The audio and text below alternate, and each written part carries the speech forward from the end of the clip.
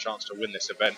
Although he doesn't really have the chance to do that now, he does have a chance to try and move forward. So Hannes Morin, nothing to lose. But at the front, there's a lot to play for. Ilian Grindseals on pole position. Luca Lystra alongside him. Mats Rees is going to be on row 2 with Timon van der Helm with Palvels and Yassin Ferrati. Now, Ferrati moved forward very well in that first final, so Ferrati should be good in this one. Then it's Sen van Thiel. Dom Nelson is going to be on the outside of row 4. Then it's Ralph Winkle. Eggfist is going to be on the outside of row 5. So the field now just slowing down as they head back down towards the cafe area. And to the left of the picture, currently being blocked by the grid, that's Grindseals. To the right, the 127, that's Lystra. And that's a view of the field then, the Junior Max field in this second final as they head round the penultimate bend and up towards the last corner. Drivers getting ready to go here in the Junior Max. It's a really nice day here at Genk in Belgium. Perfect conditions for racing. The BNL kickoff. If you're on the live stream, thank you for joining us.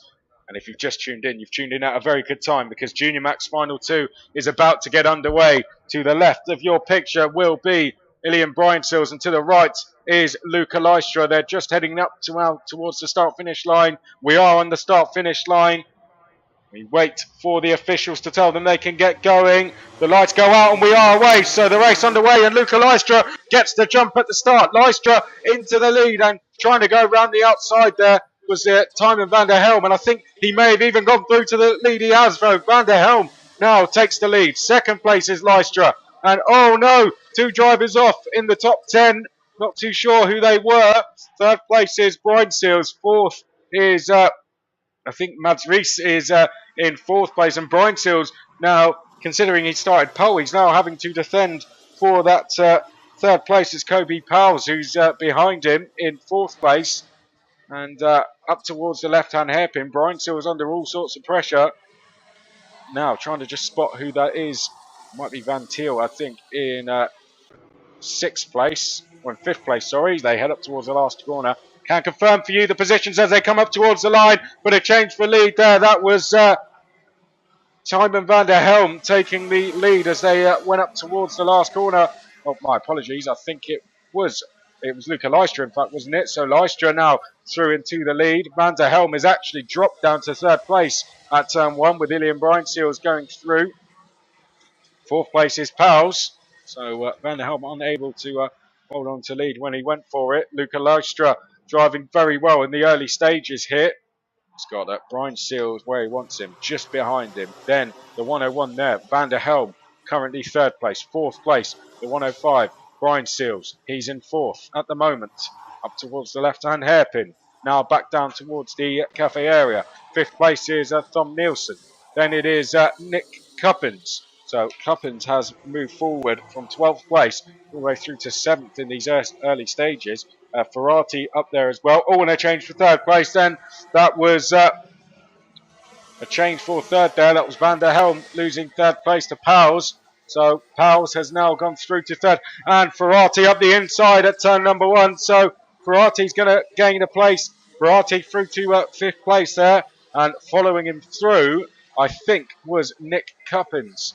As our 2 leaders now head on to the back straight. It's been a hectic start, Gust.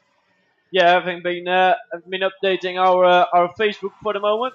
Coming back to action, it is Luca Lystra indeed having had a great start and now into the lead of this race. Ilian Grindseals now on the following foot as he's now passing Luca Lystra into the left-hander towards the cafe area.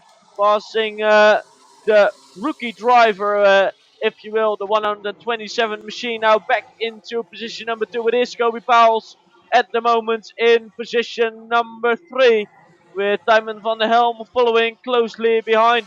It's number 133. I think that is Yassin Ferrati indeed in P5.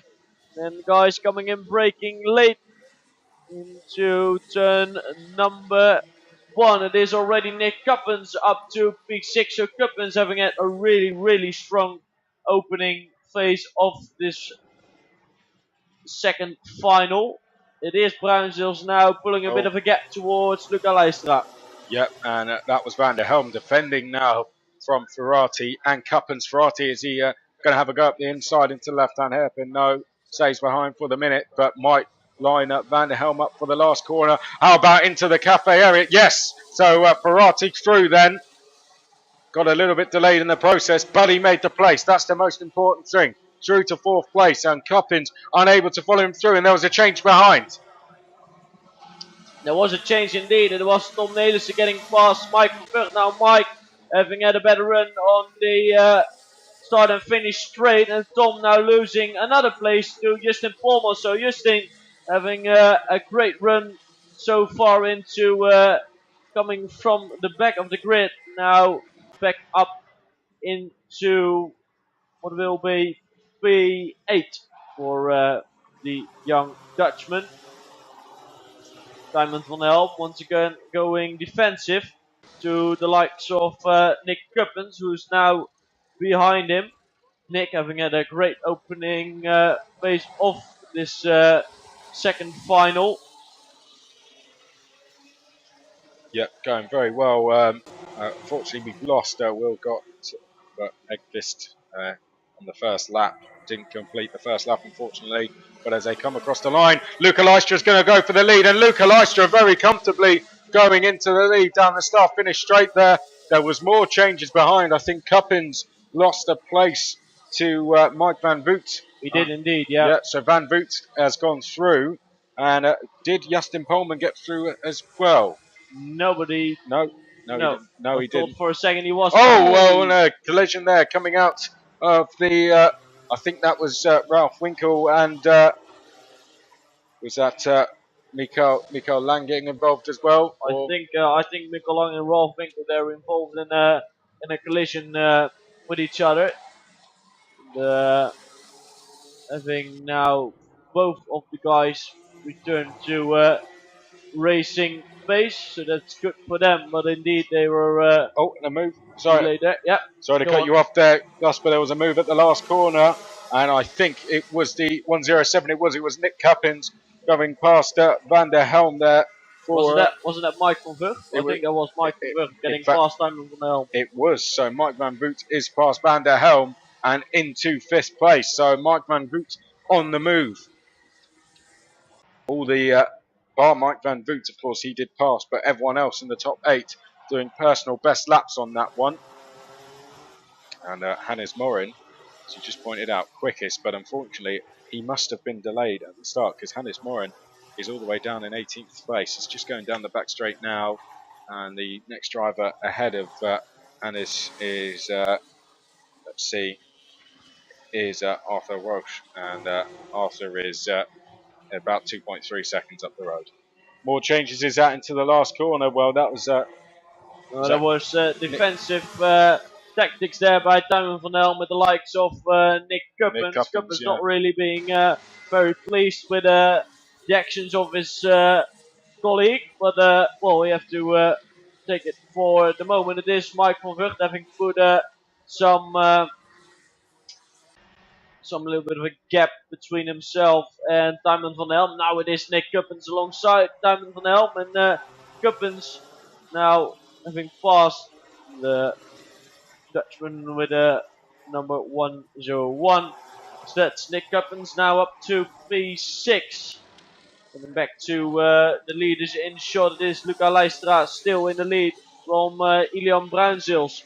Now Bruinzeels is still close behind, not having let him get away very easily. It is Bruinzeels now getting a tow, not having enough speed to get this car alongside, but I think he'll be on the same strategy as Dylan Lane might have been in the previous senior max heat. Yeah, so Luca Leistra, doing a good job at the moment now. Luca was second, of course, in final one. He's currently leading the final one winner, Ilian Bruinzeels. So this was a similar situation to what we had. Well, it wasn't. I don't believe it was this close, but Luca Lystra and Ilian Breinseels have swapped places to where they finished in the first final. Kobe Powell's is there in third place now. Everyone was setting personal best laps on that last lap, but the quickest drivers on circuit were our two leaders. Luca Lystra did a 55.8, as did Ilian Breinseels. Kobe Powell's was a couple of tenths slower. So what Ilian Breinseels is doing, he's working with Luca Lystra rather than against him, and it's paying off because they're extending their lead.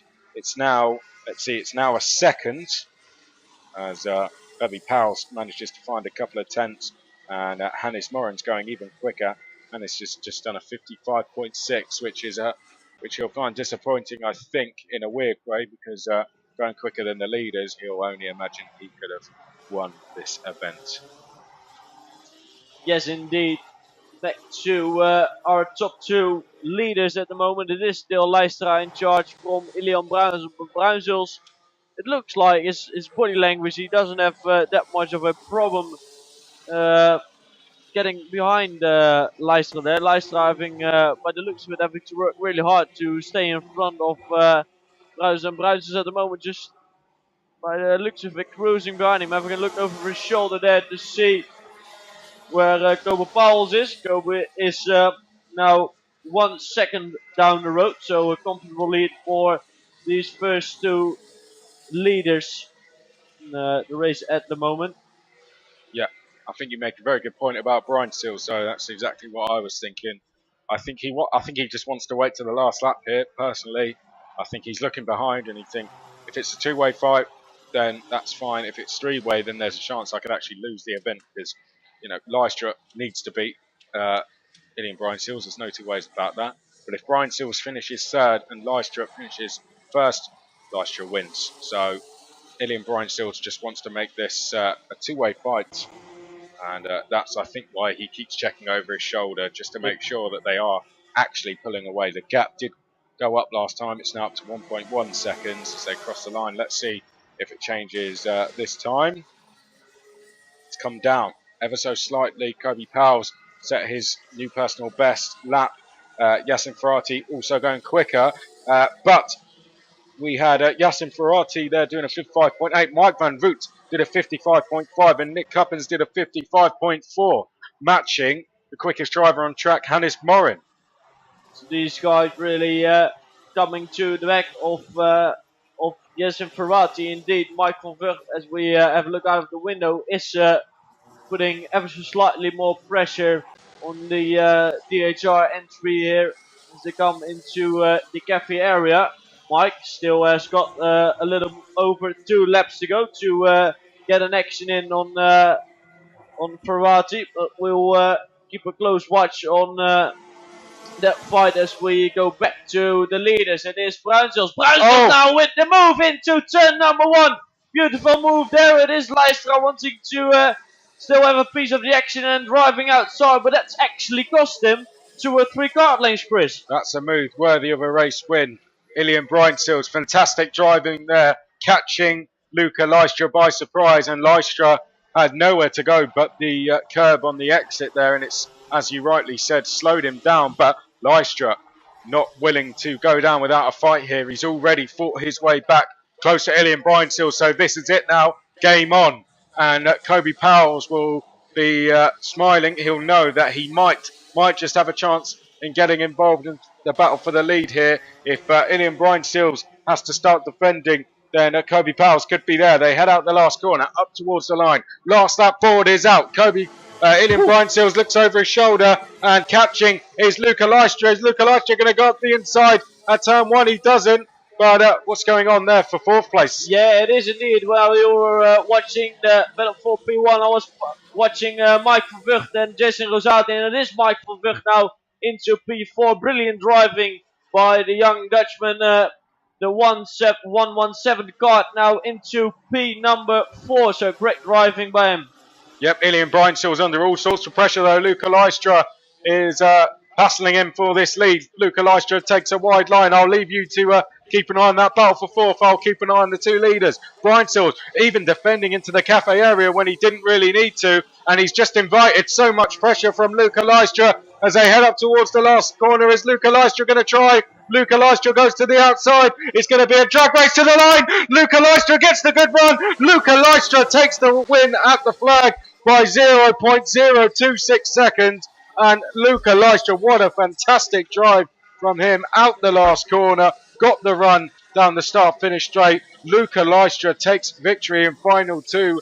Ilian Breinseels finish in second place. Kobe Powers was third, but what happened in the battle for fourth?